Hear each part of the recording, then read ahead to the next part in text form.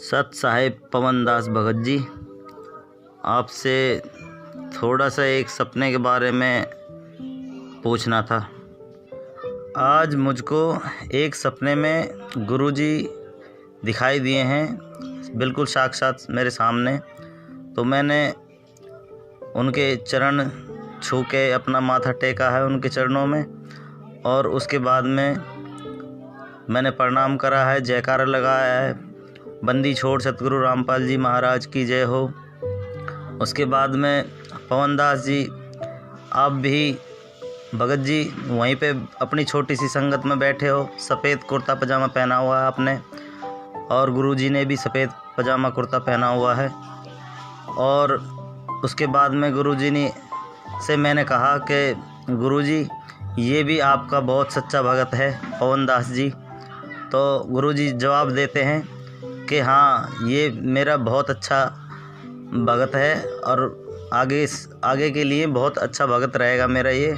और ये सब भगत भाइयों को साथ लेके चल रहा है और सभी पवन दास भाई के साथ में चल रहे हैं सभी। तो गुरुजी यही बात कह रहे हैं कि इसको पहले कुछ नहीं पता था, अब इसको हर चीज़ के बारे में पता लग गया है। तो उसमें मैं भी कह रहा हूँ कि हाँ भगत जी, इन्होंने सभी भगत भाइयों की आंखें खोली हैं। जो भी गलतियां करते थे उनके बारे में बताया है भगत जी ने इन्होंने। उसके बाद में जो है मैंने एक जयकारा लगाया है, बंदी छोड़ कबीर साहिब की जय। तो उसमें सभी भाई भगत भाई बोल रहे हैं जय। और उसके बाद में मैंने गुरुजी से कही कि गुरुजी मैं अपने भाई के लिए एक जयकारा लगा सकता हूँ। तो गुरुजी ने बोले हाँ हाँ, भाई भाइयों के लिए भी जयकारा लगा सकते हो। तो मैंने कहा है पवन दास भगत जी की जय हो।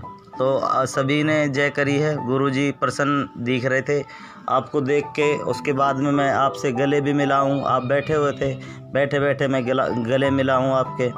उसके बाद में मैंने अपनी गलती की क्षमा मांगी, क्योंकि मैं नादान, मेरे को कुछ नहीं पता था इसके बारे में, भक्ति के बारे में। और ना ही मैं कोई ज़्यादा ये लॉकडाउन में मैंने सत्संग सुने थे बस गुरुजी के। उसके बाद में काम करने लग गया, ऑटो चलाता हूँ मैं।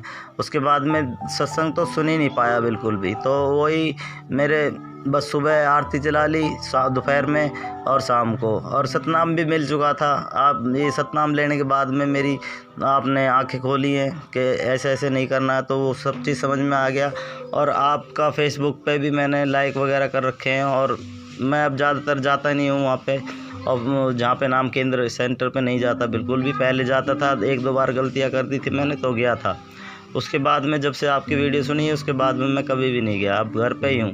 और अभी भी मेरे से एक दो बार गलती हुई है, तो मैंने सिर्फ यही अपने परमात्मा से यही कहा है कि हे गुरुजी, आप मेरे को मेरी जो भी ये गंदी आदतें हैं ये आप छुड़वा दें, और आप मेरे को दर्शन दें, तभी शायद मैं छोड़ पाऊँगा। इस मन रूपी काल रूपी मन है मेरा, इसने मेरे को बहुत मतलब फंसा रखा है इसने। कभी क्या मन करता है, कभी क्या। तो अब मेरा दिमाग बिल्कुल खुल गया है, मेरे परमात्मा मेरे को दर्शन दे दिए हैं, और चरण भी स्पर्श करे हैं मैंने गुरुजी के। और मैं बहुत बहुत अपने आप को धन्यवाद कह रहा हूँ कि हाँ, मेरे को परमात्मा ने दर्शन दिए। आज मैंने हो गए कम से कम 8 महीने मेरे को भक्ति करते हुए, पर बीच में छोड़ देता था और वही काल रूपी मन हो जाता था मेरा।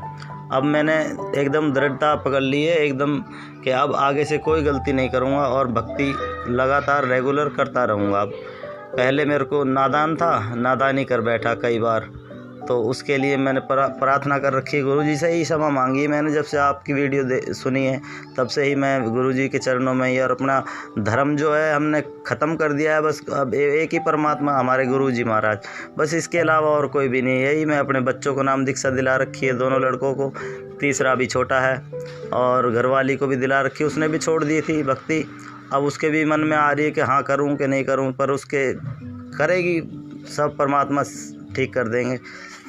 ठीक है पवन दास जी, यही एक छोटी सी रिकॉर्डिंग थी, मैं आपके पास भेज रहा था। शायद इसका कुछ उत्तर दे पाएँ आप, बताएं कि गुरुजी बहुत खुश हुए, आपसे प्रसन्न हुए। गुरुजी कह रहा है ये मेरा शिष्य है, बहुत प्यारा शिष्य है मेरा, जो अपने भगत भाइयों को साथ लेके चल रहा है। और आपसे भी मैं बहुत बहुत धन्यवाद कहता हूँ कि जो आप आए, आपकी वजह से बहुत भगत भाइयों की आंखें खुली हैं और सभी अब सही राह पर चल रहे हैं। मैं एक छोटा सा तुच्छ भगत हूँ, नादान भगत हूँ थोड़ा सा, बस इतना ही कह सकता हूँ।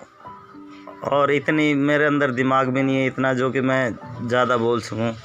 आपसे बस यही निवेदन करता हूं कि सत साहेब पवनदास भाई, आपको सत साहेब बंदी छोड़ सतगुरु रामपाल जी महाराज की जय हो। बंदी छोड़ सतगुरु रामपाल जी महाराज जी की जय हो। सत्साई भगत जी। भगत जी देखिए, वैसे तो जब से परम पूज्य सतगुरु रामपाल जी महाराज जी ने मुझे तुच्छ 2 कौड़ी के जीव पवनदास को अपनी शरण में लिया है और मुझे यथार्थ ज्ञान दिया है, मुझे धरती पे पैर रख के चलना सिखाया है, मुझे यथार्थता में जीना सिखाया है। उससे पहले मैं जो सपनों की उड़ान ले रहा था वो परमात्मा ने मेरी मिटाई और कहा बेटा यदि भक्ति करनी है तो परमात्मा के ज्ञान को आधार बना, परमात्मा के नियमों को निभा और जो आदेश आपको सत्संगों में दिए गए हैं उन आदेशों को सत्य मान के, भले आपने वो चीज ना देखी हो, आपने ना कभी सुनी हो, लेकिन आपको अपने गुरु को परमेश्वर मानते हुए प्रत्येक वचन को आपने लोहे की लकीर की तरह मानना पड़ेगा कि हाँ, मेरा गुरु जो वचन कह रहा है, जो शब्द कह रहा है, जो बातें बता रहा है वो बिल्कुल 1001% सत्य हैं। झूठ का तो इसमें लेस मात्र अंश भी नहीं होता। झूठ शब्द तो कहना भी महापाप का दोषी होना है। तो उसके बाद से भगत जी दास वैसे सौपन वगैरह पे कम ही यकीन करता है, लेकिन आपने बताया कि सतगुरु रामपाल जी महाराज जी स्वयं आपके सौपन में आए, आपने उनको दंडवत प्रणाम किया। तो भगत जी दास सतगुरुदेव जी की प्रेरणा से काफी समय पहले ही अपने लाइव शंका समाधान में एक वीडियो बना चुका है जिसका विषय था कि सतगुरु रामपाल जी महाराज जी का वर्तमान का जो स्वरूप है उस स्वरूप को अन्य कोई भी शक्ति धारण नहीं कर सकती है। अर्थात काल हो, चाहे देवी देवता हो, चाहे ब्रह्मा विष्णु महेश जी हो, चाहे दुर्गा हो, परम पूज्य सतगुरु रामपाल जी महाराज जी का रूप बनाकर उनके भक्तों को ना भ्रमित कर सकती है, ना धोखा दे सकती है। तो सौपन में यदि बंदी छोड़ आए हैं तो जाहिर सी बात है सौपन बिल्कुल सत्य है। और परमात्मा कहते हैं कि सौपन में बैराय के जय को कहिए राम, वाक्य पक्की पावड़ी मेरे तन को चाम। परमात्मा कहते हैं अगर सौपन में भी किसी भगत ने अगर मेरे नाम का सुमरण कर लिया, मेरा जयकारा लगा दिया, मेरा चिंतन कर लिया, मुझे दंडवत कर दिया, तो सोच लेना कि वो यथार्थ में ही दंडवत कर रहा है, वो यथार्थ में ही सुमरण कर रहा है। और सतगुरु का दर्शन केवल उसी पुण्यात्मा को होगा जो पुण्यात्मा अपनी भक्ति रूपी सफर में बिल्कुल सही चल रही है, परमात्मा की मर्यादाओं में चल रही है। ऐसी बात नहीं जिसको सौपन अभी नहीं आए हैं या नहीं आ रहे हैं तो वो भगत भाई बहन ये ना सोचे कि फिर हम भक्ति मार्ग पे सही नहीं चल रहे। ऐसी बात नहीं है पुण्यात्मा। जैसे जैसे हमारी भक्ति बढ़ती चली जाएगी, जैसे जैसे हम परमात्मा के प्रति ज्यादा से ज्यादा चिंतन और मनन करेंगे, उनके सत्संगों को सुनेंगे, तो हमारा ज्यादा से ज्यादा समय परमात्मा के सोच विचार में व्यतीत होगा। और जिस चीज के विषय में, जिस वस्तु के विषय में हम ज्यादा से ज्यादा चिंतन करेंगे, मनन करेंगे, मंथन करेंगे, तो जाहिर सी बात है हमें सौपन भी फिर उन्हीं के आएंगे। तो सौपन में भगत जी बंदी छोड़ स्वयं थे, तो इसमें कोई बड़ी बात नहीं है, परमात्मा ही थे, परमात्मा के अलावा और कोई नहीं था। और आप जी ने जिक्र किया कि दास भी वहीं पे बैठा हुआ था, और जैसा भी आपने बताया कि परमात्मा भी सफेद कपड़ों में थे, आपने भी सफेद कपड़े पहन रखे थे। आपने कहा कि परमात्मा, ये पवन दास आपका बहुत अच्छा भगत है परमात्मा। तो परमात्मा ने कहा हाँ भाई बिल्कुल सही बात है, मेरा बहुत अच्छा भगत है, भक्तों को साथ लेके चल रहा है, आगे भी अच्छा ही रहेगा। तो ये जो बातें हैं भगत जी, देखिए दास पहले थोड़ा सा ये क्लियर कर देना चाहता है। पहले तो जो भी व्यक्ति इस वीडियो को सुन रहा है, जो भी हमारे भाई बहन इस वीडियो को सुने, वो इस भाई की इस बात को सुनकर ये आकलन ना कर बैठे कि पवन दास ने इस भाई से ये ऑडियो बनाने के लिए कहा होगा या पवन दास ने ऑडियो बनवाई होगी। पुण्यात्माओं, ये परमपिता परमेश्वर सतगुरु रामपाल जी महाराज जी की सत भक्ति है। और इस भक्ति मार्ग में जिस भी व्यक्ति ने 1% भी अपने अंदर मान बड़ाई पैदा कर ली, अहंकार पैदा कर लिया, अपने आप को ऊंचा चढ़ाने के लिए, ऊंचा दिखाने के लिए यदि उसके मन में इस तरह के भाव आ गए, पुण्यात्मा, उसी दिन से उस भगत का पतन शुरू हो जाएगा। तो दास के ऊपर इस तरह की बातों का ना कभी कोई असर पड़ा है, ना कभी कोई असर पड़ने वाला है, क्योंकि दास ने पहले ही कह दिया कि मुझे मेरे परमात्मा ने जमीन से जुड़ के रहना सिखाया है। और ये सत्संग सुना सुना के परमात्मा ने दास के हृदय में जमा जमा के परमात्मा ने सबसे पहले मुझे मेरी औकात याद दिलाई है कि तेरी औकात राह के पत्थर के बराबर भी नहीं है, तेरी औकात कंकर के बराबर भी नहीं है। कंकर की औकात क्यों नहीं होती? क्योंकि कोई भी व्यक्ति उसको ठोकर मारता हुआ चलता है। तो दास को परमेश्वर ने मेरी औकात जड़ से दिखाई हुई है, जिस कारण से इन सभी बातों का या इस तरह की बातों का मुझ दास के ऊपर संजय की तरह या अन्य किसी भगत भाई बहन की तरह कोई असर नहीं होने वाला है। और ना मैं इन बातों से ज्यादा मैं प्रसन्न होता हूं, और ना ही ऐसी बातें सुन के कि भाई मुझे भक्ति पे बहुत ज्यादा मुझे दृढ़ता आती है। नहीं पुण्यात्मा, भक्ति पे दृढ़ता आएगी परमात्मा के सत्संग सुनकर, ज्ञान को आधार बनाने से। सौपन में कही गई बातों से या किसी की मीठी मीठी बातों से भक्ति पे दृढ़ता यदि किसी में आती है, वो भी अच्छी बात है, लेकिन वो दृढ़ता उसके लिए खतरनाक साबित हो जाएगी।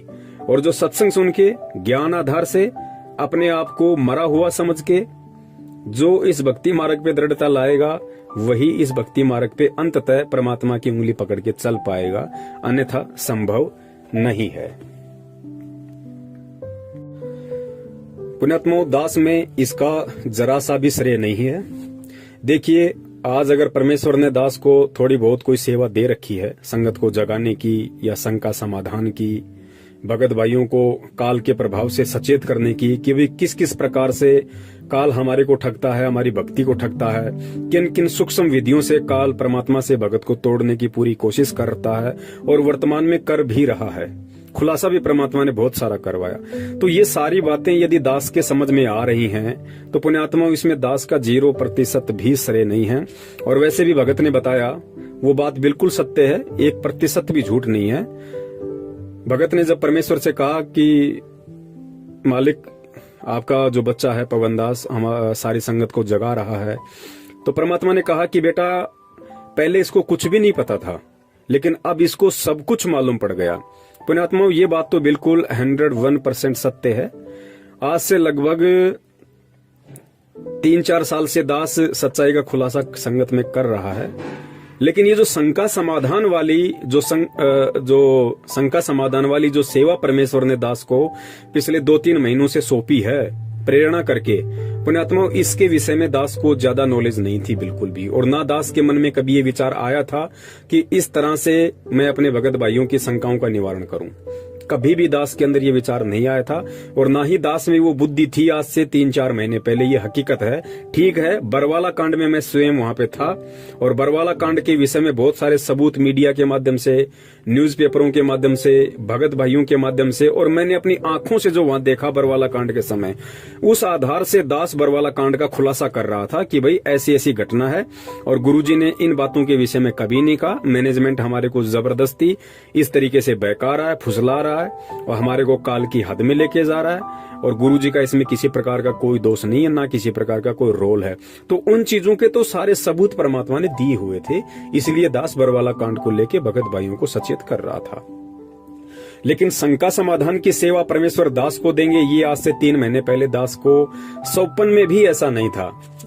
जो मधु बहन है और जयपुर से अपने कजोड़ भगत जी हैं, उनका दास के पास में कॉल आया और उन्होंने दास को ये सलाह दी। दास से पहले परमात्मा ने उन आत्माओं में ये प्रेरणा की। उन आत्माओं ने फिर दास को फोन किया। हम 3-4 कॉन्फ्रेंस पे थे।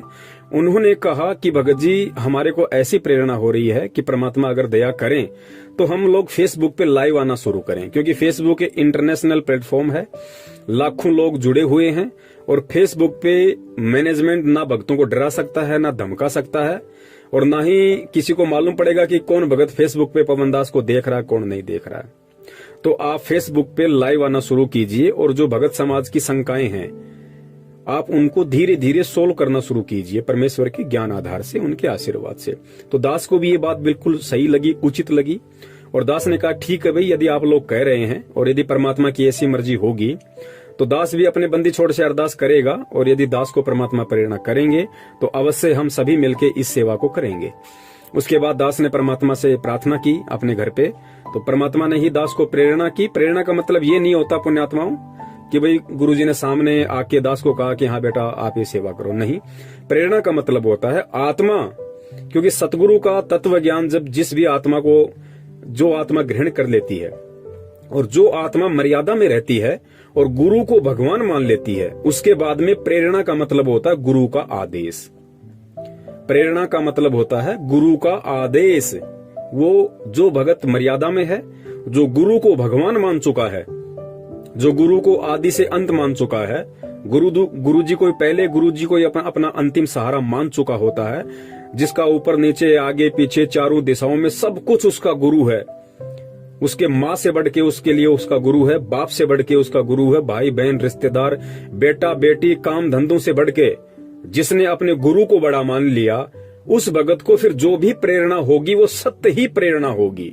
उसमें काल का कहीं कोई झकझोल नहीं होता है, वो परमात्मा का आदेश ही मान लेना चाहिए, जो मर्यादाओं में है और जो गुरु को भगवान मान चुका। ये विशेष पॉइंट ध्यान रखना, जो अपने गुरु को भगवान मान चुका है वो कभी फिर किसी मर्यादा को तोड़ेगा ही नहीं। उसको परमात्मा ऐसे चलाएंगे जैसे एक वैज्ञानिक रोबोट को चलाता है, क्योंकि रोबोट की अपनी कोई औकात नहीं होती है। रोबोट का जो रिमोट होता है वो वैज्ञानिक के हाथ में होता है। जैसा वैज्ञानिक उसको फंक्शन करेगा वैसा ही वो चलेगा।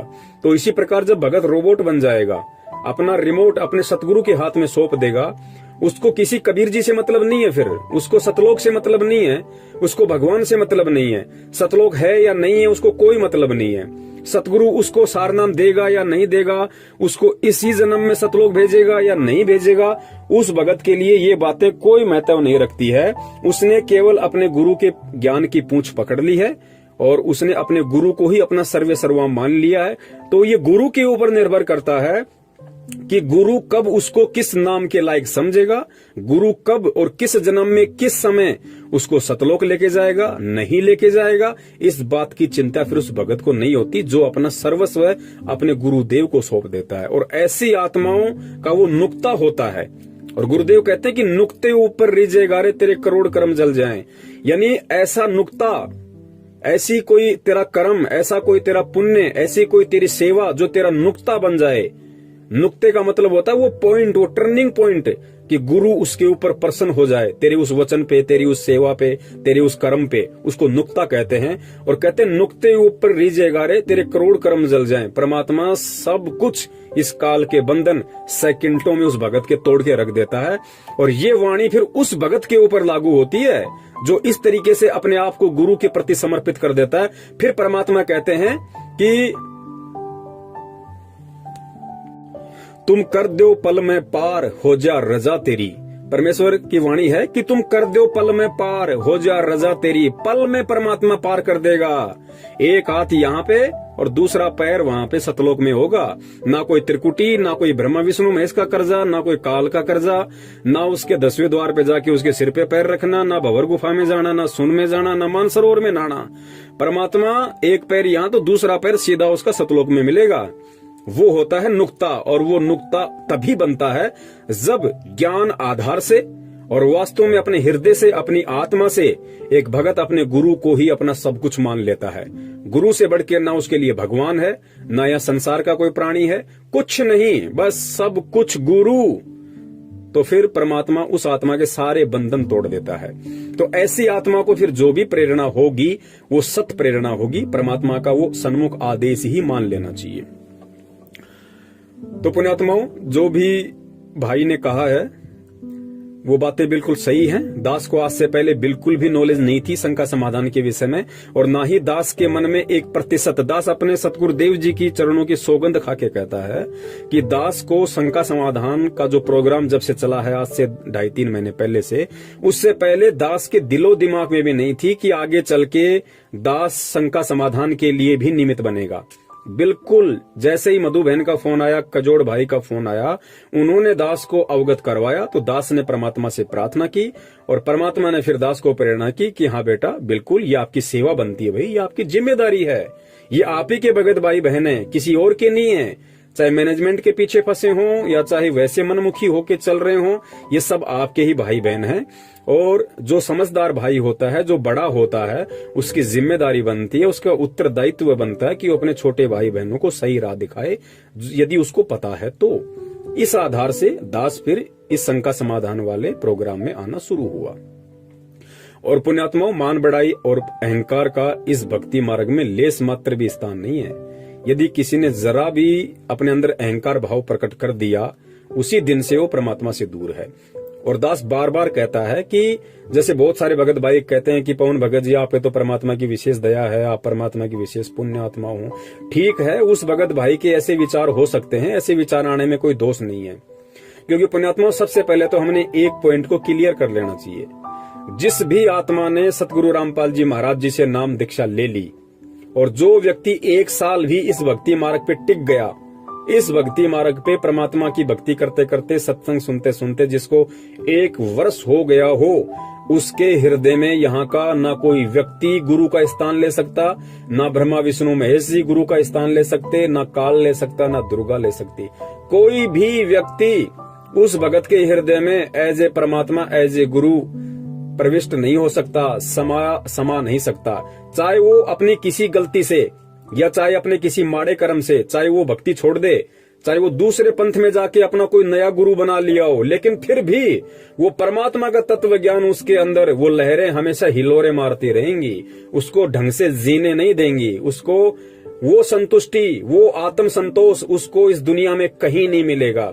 भले ही उसने शंकराचार्य को अपना गुरु बना लिया हो, संत रामपाल जी महाराज जी की भक्ति छोड़ के, लेकिन वो चीजें हमेशा उसके अंदर कांटे की तरह चुभती रहेंगी कि भाई बंदी छोड़ तो एक ही है दुनिया में। और जो ज्ञान संत रामपाल जी महाराज जी ने दे दिया, भाई उस ज्ञान के बराबर तो किसी के पास ज्ञान का टपका भी नहीं है। तो पुण्यात्माओं, ठीक इसी प्रकार अभी जैसे हिमाचल में जो संजय है, ठीक है, वर्तमान में वो गुरुद्रोही हो गया है।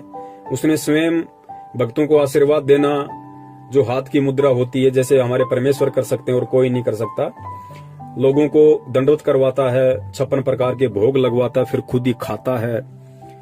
ठीक है, वो गुरुद्रोही हो गया, इसमें कोई संशय नहीं है, बिल्कुल वो 101% गुरुद्रोही है। लेकिन उसके पीछे भी जो 20-25 भगत लगे हुए हैं, पुण्यात्मा विचार कर लेना, वो संजय को अपना गुरु नहीं मान रहे। भले ही संजय ने अपने आप को गुरु घोषित कर दिया, लेकिन संजय ने अपने आप को गुरु घोषित किया है तो गुरु जी को ऊपर रखा है। आप इस पॉइंट को ध्यान रखना। दास उसका फेवर नहीं कर रहा, लेकिन दास आपको हकीकत बता रहा है इस भक्ति मार्ग की, कि परमात्मा का तत्व ज्ञान एक किसी भी आत्मा के अंतःकरण में प्रविष्ट होने के बाद में क्यों गुरु उसके अंदर से नहीं निकल सकता। संजय ने गुरु जी को फिर भी ऊपर रखा। ये संजय की चालबाजी है, ये उसका षड्यंत्र है, उसको अच्छे से पता है यदि मैं गुरु जी को ही साइड में कर दूंगा तो कोई भगत आश्रम में नहीं टिकने वाला। इसलिए उसने एक चाल चली, क्योंकि काल इसी प्रकार से सूक्ष्म चाल चलता है। उसने गुरु जी को फिर भी ऊपर रखा कि गुरु जी तो परमात्मा है, मैं उनका संत हूँ। सतगुरु अलग होता है, संत अलग होता है, मेरे को परमात्मा ने निमित्त बना रखा है। वो अपनी फोटो के ऊपर गुरु जी की फोटो लगाता ताकि वो आत्माएं भ्रमित होके और मेरे पीछे लगी रहें। भले ही वो आत्माएं, चाहे वो 20 भगत हों चाहे 25 भगत हों, भले ही वो दंडवत संजय को करते हैं, लेकिन उनके हृदय से गुरुजी निकल नहीं रहे, उनके हृदय से परमात्मा को कोई निकाल नहीं सकता। और जिस दिन संजय ने गुरुजी की फोटो हटा दी, आज समझ लेना उसी दिन से वो आत्माएं दूर हो जाएंगी, उससे ऑटोमेटिक दूर हो जाएंगी। क्योंकि वो आत्माएं अगर जुड़ी हुई हैं तो उनको बेचारियों को भ्रमित कर रखा है, उनका माइंड वॉश कर रखा है कि गुरुजी ही भगवान हैं, लेकिन गुरुजी ने निमित्त मुझे बना रखा है। शास्त्रों में ऐसा विधान है, गीता जी में एक जगह ऐसा लिखा हुआ है, तुम ऐसा करोगे तो ऐसा होगे। ये काल भगवान का बहुत बड़ा षड्यंत्र, बहुत बड़ी चाल होती है। धोखे में कोई भी आत्मा आ सकती है, कोई बड़ी बात नहीं है। तो वो जितने भी 15-20 आत्माएं हैं वो बेचारी धोखे का शिकार हैं, क्योंकि उस नालायक ने परमात्मा तो केवल मतलब संत रामपाल जी महाराज जी को ही घोषित कर रखा है, लेकिन काम नीचे सारे काल भगवान वाले कर रहा हो। इस वजह से वो आत्माएं बेचारी थोड़ी सी भ्रमित हैं। तो दास यहाँ पे ये कहना चाह रहा है कि जो भी भगत भाई बहन दास के प्रति इस तरह के भाव रखते हैं एज ए गुरु भाई, कि पवन भाई बहुत अच्छी आत्मा है, बहुत अच्छी सेवा कर रहा है, आप परमात्मा की विशेष आत्माएं हो, तो बहुत सारे भाई कह देते हैं कि भाई ये भाव तो परमात्मा में होने चाहिए, पवन भगत जी के प्रति नहीं होने चाहिए। बिल्कुल उसकी भी बात सही है, लेकिन उस पुण्यात्मा को ये सोचना चाहिए कि वो भगत भाई बहन यदि ये शब्द बोल रहा है तो उसके अंदर के भाव क्या हैं। तुम खाली उसकी जुबान को मत देखो, वो पवन की कोई बढ़ाई नहीं कर रहा, पवन को कोई सिंहासन पे नहीं बैठा रहा, पवन को कोई as a Guru as a कोई भगवान नहीं देख रहा हो, वो पवन को एज ए गुरु भाई ही देख रहा है, एज ए गुरु भाई ही देखेगा वो। और एज ए गुरु भाई देखने में किसी को कोई दोष नहीं है, पवन भी किसी को देख सकता है। यदि ऐसा कोई परमात्मा का बच्चा हो तो पवन भी उसको उसी स्थान पे देख सकता है कि भगत जी वास्तव में आप पे तो परमात्मा की विशेष दया है, आप जी तो बहुत अच्छी निर्भरता से परमात्मा की सेवा कर रहे हो। तो इसमें कोई दास ये थोड़ी कि उस भगत को दास एज ए मतलब एज ए संत रामपाल जी महाराज जी देख रहा है या एज ए अपना गुरु देख रहा है, नहीं। तो भाई ने जो कहा वहां पे वो बातें बिल्कुल सही हैं, बिल्कुल सत्य हैं। देखो भक्ति मार्ग में पुण्यात्माओं ना कोई सीनियर होता है ना कोई जूनियर होता है, ये सारी बातें परमात्मा ने बता रखी हैं, हमने सुनी या नहीं सुनी ये एक बात अलग है। इस सतगुरु रामपाल जी महाराज जी के सत भक्ति मार्ग में ना कोई छोटा है ना कोई बड़ा है, ना कोई सीनियर है ना कोई जूनियर है। यहाँ पे वो भगत भी उसी कैटेगरी में है जिस भगत ने 1994 में नाम दीक्षा ली होगी, और वो भगत भी उसी कैटेगरी में है जिस भगत ने सन 2014 में नाम दीक्षा ली होगी। क्योंकि परमेश्वर समदृष्टि होते हैं, परमेश्वर कभी किसी में ऊंच नीच का भाव नहीं देखते। तो जब परमेश्वर समदृष्टि है, परमेश्वर ऊंच नीच का भाव नहीं देखता, तो परमेश्वर का बच्चा कैसे एक दूसरे भगत के प्रति ऊंच नीच के भाव ला सकता है। लेकिन हाँ, जो जैसी भक्ति कर रहा है, जो जैसी सेवा कर रहा है, तो भैया सेवा के अकॉर्डिंग यदि कोई ऐसा कह देता है तो उसमें उसको किसी प्रकार का कोई दोष नहीं होता है। और आगे फिर भगत जी ने बताया कि भाई मैंने फिर सतगुरु रामपाल जी महाराज जी का जयकारा लगाया और फिर मैंने परमात्मा से अरदास करी कि हे परमात्मा, क्या मैं अपने गुरु भाई का भी जयकारा लगा सकता हूँ? तो परमेश्वर ने कहा कि हाँ बेटा लगा सकते हो, कोई दिक्कत नहीं। फिर उस भगत भाई ने कहा कि मैंने जयकारा लगाया। तो यहाँ पे बहुत सारे भगत भाइयों के मन में शंकाएं उत्पन्न हो जाएंगी कि ऐसा कैसे हो सकता है, जयकारा भगत का कैसे लगा सकते हैं। पुण्यात्मा, इन सब बातों को हमने ज्ञान आधार से समझना पड़ेगा। और ये बातें आप ध्यान रखना, सारी बातें आपको सत्संगों में नहीं मिलेंगी। कुछ बातें होती हैं वो परमात्मा प्रेरणा करते हैं, और वो प्रेरणा परमात्मा तभी करेंगे जैसा दास ने पहले बताया कि जब आप अपने एडी से चोटी तक अपने आप को अपने गुरु जी के प्रति समर्पित कर दोगे तो परमात्मा आपको सत्संगों से बाहर की बातें भी आपके दिलो दिमाग में डाल देगा। क्योंकि वो होता है ज्ञान योग खोलना। परमात्मा फिर उस आत्मा का धीरे धीरे ज्ञान योग खोलने लग जाता है। वो भगत चाहे 2 घंटे बोलता रहे, वो बोलता रहेगा, उसने कोई कहीं पढ़ा नहीं, उसने कहीं कुछ देखा नहीं, वो कॉपी पेन लिख के नहीं बैठा हुआ। परमात्मा आगे से आगे पॉइंट उसकी नजरों के सामने लाते रहते हैं, उसके दिमाग में वो बातें आती रहती हैं और बात आगे से आगे परमात्मा के ज्ञान आधार से बढ़ती रहती है। उसको कहते हैं ज्ञान योग। तो पुण्यात्माओं, दास के पास में कहां इतना ज्ञान था। दास तो वैसे भी 2014 में जुड़ा था, मुश्किल से 1 या 1.5 साल ही परमात्मा की संगति कर पाया। संगति का मतलब है सत्संगों की संगति। दास वैसे पर्सनली नहीं मिला गुरुजी से कभी भी। ठीक है, जब दर्शन होते थे संगत के साथ में तो अपना दर्शन लिया, मालिक के आगे हाथ जोड़े, आशीर्वाद लिया, अपने वापस आ जाते थे। दास कभी भी अंदर नहीं गया एक बार भी गुरुजी के पास में, और ना ही दास ने कभी 2 मिनट गुरुजी से बात की होगी कि गुरुजी क्या है क्या नहीं है। कभी मौका ही नहीं मिला, हमें कोई जाने ही नहीं देता था अंदर। 50 तो वहां पे बंदूकधारी खड़े होते थे और हम जैसे 2 कौड़ी के जीवों का कहां नंबर आवे। वहां तो बड़े बड़े सूरमा लोग खड़े रहते थे, रिश्तेदार, तो हमारा कहां नंबर आना था। तो दास ने तो मुश्किल से 1.5 वर्ष ही परमात्मा की सही से संगति की है, और बाकी तो सत्संगों की संगति परमात्मा ने करवाई। उसके बाद फिर बरवाला कांड हो गया। अब दास से पहले तो वो लोग जुड़े हुए 1994 से लोग जुड़े हुए हैं। अब उन पे वो दया नहीं हो पाई जो दया दास ने इस 2 कौड़ी के पवन दास पे कर दी। तो इसमें पवन दास का क्या श्रेय भाई? मैं तो वर्तमान में ऐसी कोई भक्ति भी नहीं है मेरी। तो ये पुण्यात्मा होता क्या है कि पिछले जन्म जन्मांतरों के सुकर्म होते हैं, ये पुण्य कर्म होते हैं। भक्ति कर्म से ही ज्ञान योग खुलेगा। आपने दान चाहे कितना कर रखा है, दान ज्यादा करने से ज्ञान योग नहीं खुलता, भक्ति ज्यादा करने से ज्ञान योग खुलता है। परमात्मा की मर्यादाओं में ज्यादा रहने से ज्ञान योग खुलता है, ज्ञान को आधार बनाने से ज्ञान योग खुलता है। तो दास के पिछले जन्म के ऐसे कोई भक्ति कर्म होंगे, वो बंदी छोड़ी जाने, उस आधार से परमात्मा ने या फिर वर्तमान के परमात्मा ने दास के अंदर कुछ भाव पैदा किए। देखो, भाव भी परमात्मा ही पैदा करता है। हमारी औकात नहीं कि हम परमात्मा के प्रति भाव पैदा कर लें, हम परमात्मा को परमात्मा मान लें या हम जैसे गुरु को भगवान मान लें। ये आप और हमारी औकात नहीं है।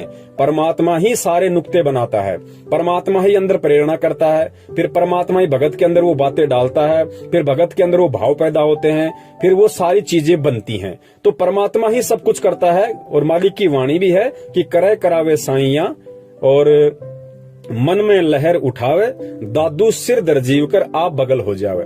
तो पुण्यात्माओं, शंका समाधान के माध्यम से जो भी कुछ हो रहा है, ये परमात्मा ही सब कुछ दास को निमित्त बना के करवा रहे हैं। दास का इसमें किसी प्रकार का कोई रोल, कोई श्रेय नहीं है। यदि लाखों की संगत में से परमात्मा ने एक पवन दास को चुना है, तो पुण्यात्माओं, इसमें पवन दास का कोई श्रेय नहीं है, ना पवन दास कोई विशेष है। पवन दास से पहले तो बहुत बड़े बड़े सारनामी लोग बैठे हुए हैं, जो अपने आप को बहुत बड़े बड़े भगत मानते हैं, बड़ी बड़ी पोस्ट पे हैं, बड़े बड़े वर्ल्ड कोऑर्डिनेटर बने हुए हैं, स्टेट कोऑर्डिनेटर बने हुए हैं, दो स्टेट के कोऑर्डिनेटर बने हुए हैं। कुरुक्षेत्र से हमारे पुरुषोत्तम दास भाई जी। तो पुण्यात्माओं, इसमें दास का कोई रोल नहीं है किसी भी प्रकार का। और रही बात जयकारे की, तो जयकारे का मतलब क्या होता है पुण्यात्माओं? देखो, जयकारा लगाने के बाद में परमात्मा प्रसन्न हुए, इसका मतलब है कि वो चीज गलत नहीं थी। अब वो गलत क्यों नहीं थी, इसको हमने ज्ञान आधार से समझना पड़ेगा। पुण्यात्माओं, भगवान के बाद जगत में यदि किसी की कीर्ति हुई है, यदि किसी की कीर्ति होती है, तो केवल भगत की होती है। तीसरे व्यक्ति की यहाँ कभी कीर्ति नहीं हुई, क्योंकि संसार का मूल आधार है भक्ति, और भक्ति का मुख्य है भगवान, और भगवान के पीछे चलता है भगत।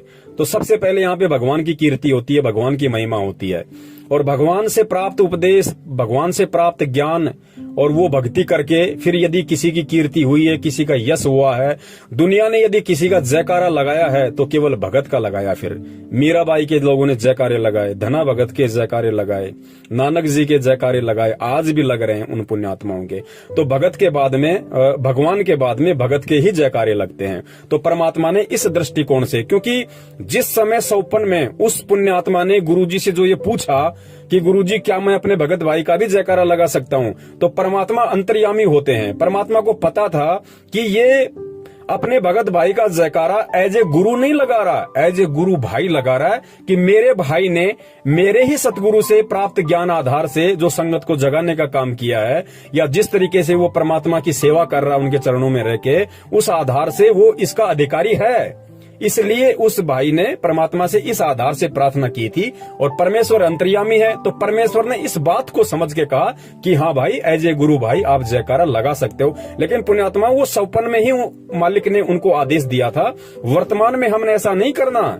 कहीं कोई भगत भाई बहन ये समझे कि लो भाई हम पवन भाई का जयकारा लगा दें। पुण्यात्मा, ये गलती नहीं करनी बिल्कुल भूल के भी, वरना इसके दोषी आप स्वयं हो जाओगे। सतगुरु के रहते सहते, जब तक सतगुरु रामपाल जी महाराज जी इस पृथ्वी पे हैं, तब तक आप उनके अलावा किसी भी भगत भाई का यथार्थ में जयकारा नहीं लगा सकते। और बाद में तो हम सभी के जयकारे लगेंगे भाई। जो आज सतसेवक बन के परमात्मा की सत भक्ति मार्ग पे डटे हुए हैं, गुरु के ज्ञान को आधार बना के स्वयं चल रहे हैं, दूसरे भाइयों को चलने की सलाह दे रहे हैं। पुण्यात्माओं, जब हमारा यहाँ से शरीर छूट जाएगा, उसके बाद हमें मतलब ही नहीं चाहे हमारा जयकारा लगे या ना लगे, लेकिन पुण्यात्माओं जयकारा लगेगा आने वाली पुण्यात्माओं के लिए, उनको उदाहरण पेश करने के लिए कि वो जैसे भगत थे, जैसा वो कर गए, उस तरीके से तुम करोगे तो तुम्हारा बेड़ा पार होगा। जैसे आज गुरुजी नानक जी के विषय में बताते हैं, धर्मदास जी के विषय में बताते हैं, अपने आप को छुपाते हुए गरीबदास जी महाराज जी के विषय में बताते हैं, दादू जी के विषय में बताते हैं, मीरा के विषय में बताते हैं, धना भगत के विषय में बताते हैं। वो भी तो भगत थे, लेकिन उनके जयकारे उस समय नहीं लगे, उनके जयकारे जाने के बाद आज लग रहे। लेकिन पुण्यात्माओं, आज हमें परमात्मा ने इतना ज्ञान दे दिया कि आज हमारे अंदर किसी भी प्रकार का वो मान बढ़ाई और अहंकार नहीं आ सकता। उन पुण्यात्माओं के जानने के बाद जयकारे इसलिए लगे क्योंकि उस समय ज्ञान आधार नहीं था इतना। परमात्मा ने तो ज्ञान दे दिया था, लेकिन वो पुण्यात्माएं अपने संस्कारवश ज्ञान को आधार नहीं बना सकती थी। इसलिए परमात्मा ने उस समय उनके शरीर में रहते सहते उनके जयकारे नहीं लगवाए।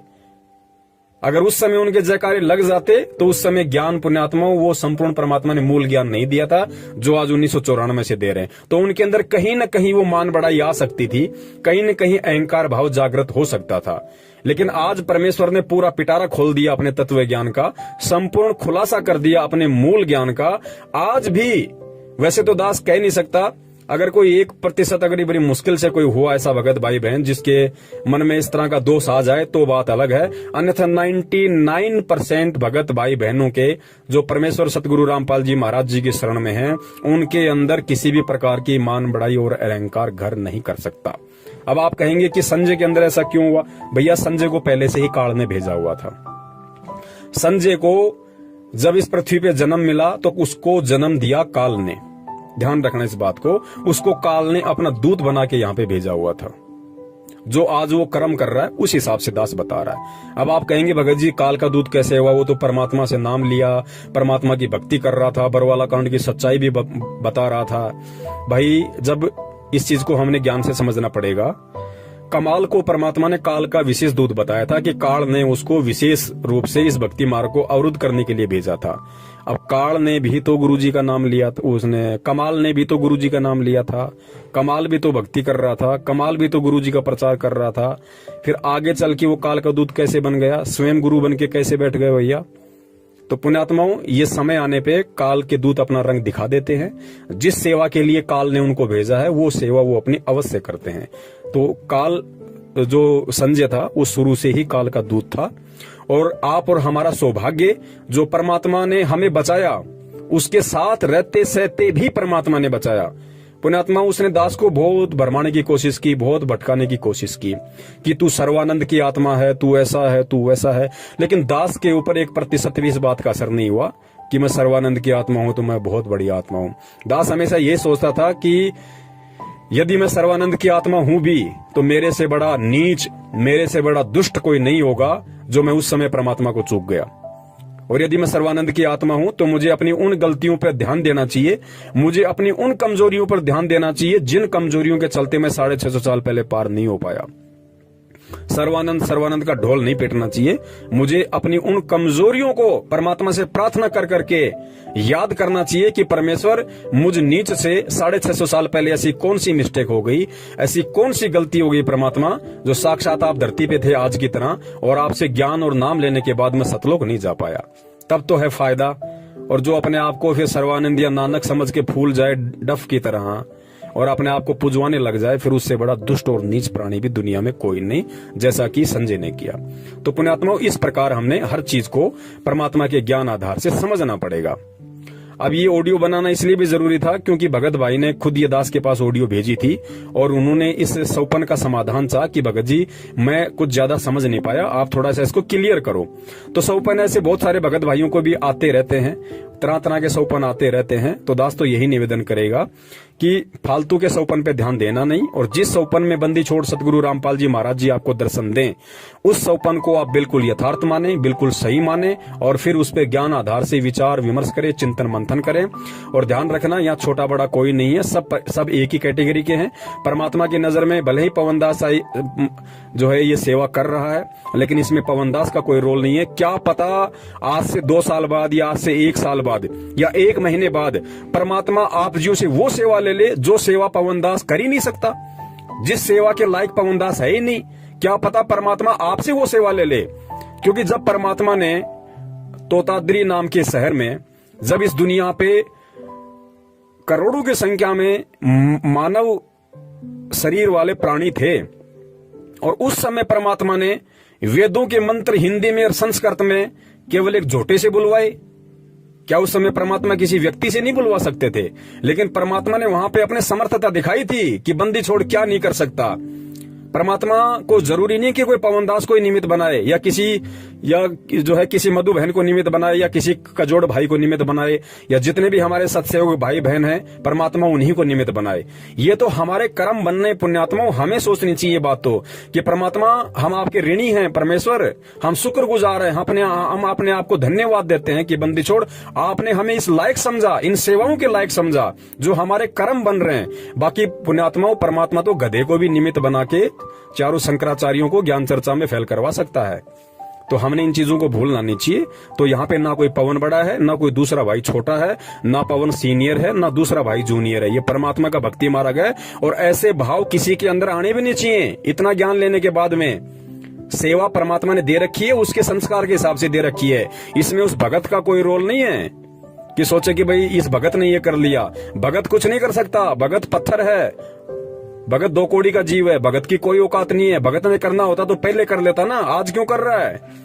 तो ये सारा खेल परमात्मा का है। सद्बुद्धि परमात्मा देता है, प्रेरणा परमात्मा करता है, आगे बढ़ने की हिम्मत परमात्मा करता है। और परमात्मा इस तरह की सेवा, इस तरह की हिम्मत, इस तरह की प्रेरणा अपनी हर उस आत्मा के अंदर करने के लिए तैयार बैठा है जो पुण्यात्मा गुरु को भगवान मान ले। परमात्मा तो तैयार बैठा है प्रमाण पत्र बांटने के लिए, अगर कोई लेने वाला भी तो हो। भाई अपने अंतरात्मा से, अपने हृदय से, तन मन से कोई अपने गुरु को परमात्मा माने तो सही। और जिसने मान लिया फिर परमात्मा दूर कहाँ है। परमेश्वर वो सेवा दे देंगे जिन सेवाओं को पवनदास लाख जन्म में भी नहीं कर सकता। तो पुण्यात्माओं, हम सब एक दृष्टि हैं, हम सब परमात्मा की नजर में समदृष्टि हैं। हम कोई छोटा कोई बड़ा नहीं, ये अपने संस्कार अलग अलग हैं। अब जैसे आज नरेंद्र मोदी है, देश का प्रधानमंत्री बन के बैठा हुआ, अनिल अंबानी है, देश का 1 नंबर का पैसे वाला व्यक्ति है, और एक मेरे जैसा 2 कौड़ी का जीव रोड पे दही बड़े लगाता है। तो परमात्मा की नजरों में अनिल अंबानी भी उसकी उतनी प्यारी आत्मा है, भले उसने नाम ना ले रखा हो, भले वो शराब पीता है, मांस खाता है, सब कुछ करता है। नरेंद्र मोदी भी कितने कर्म कुकर्म करता है, लाखों उसने शराब के ठेकों को लाइसेंस दे रखा है, लाखों उसने जानवर काटने के कत्ल खानों को लाइसेंस दिया हुआ है, लोगों के उल्टे सीधे काम करवाते हैं। राजनेता और क्या करवाएंगे? तो वो नरेंद्र मोदी भी परमात्मा को उतना ही प्यारा है। लेकिन कर्म समय आने पे जीव को छोटा बड़ा बना देते हैं, कर्म समय आने पे जीव को नरक और सुरक का भागी बना देते हैं।